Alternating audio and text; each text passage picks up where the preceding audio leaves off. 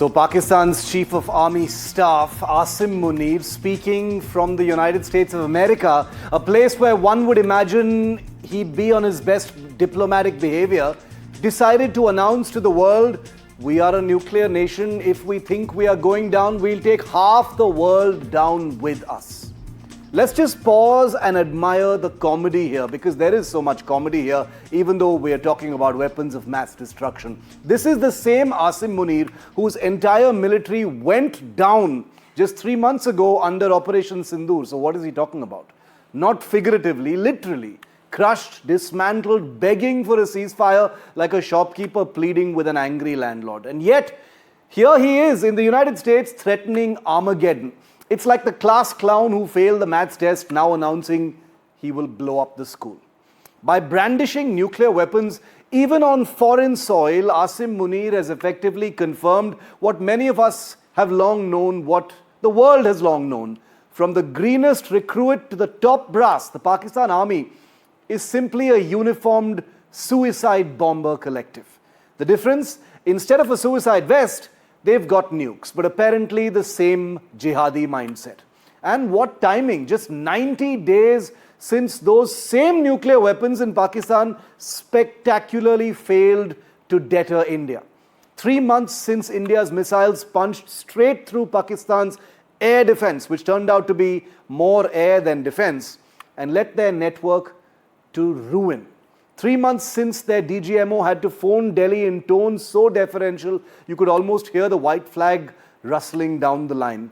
But here's Asim Munir, a self-promoted cartoon general, after a humiliating defeat, waving the same nuclear weapons whose bluff was already called by the Indian military and the Indian political establishment.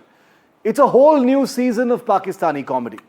And notice his exact words, not we will destroy the enemy or we will destroy India, but we will take half the world down.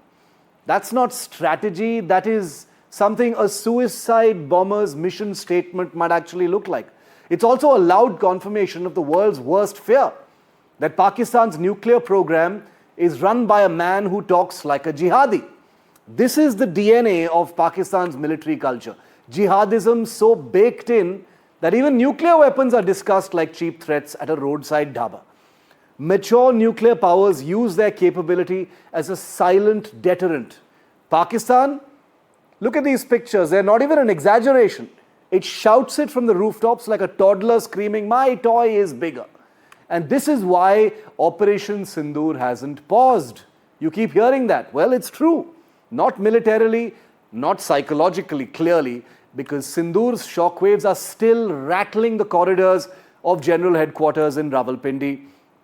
It's visible in the twitchy, juvenile words of its top general, Asim Munir, a man so bruised by psychological and military defeat that he thinks these cartoonish nuclear threats make him sound strong, make him sound like he is in power.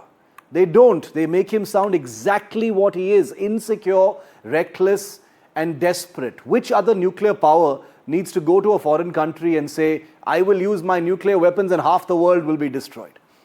And as a last word on this, let's not lose sight of how Asim Munir felt confident enough to issue such a threat from American soil, a country that India has described in its response as a friendly third country. The US, which has lectures ready for nuclear threateners around the world, which has bombed Iran recently as well, is happy to smile and wave as Munir chomps on chicken and salmon while having a wet dream about a burning world.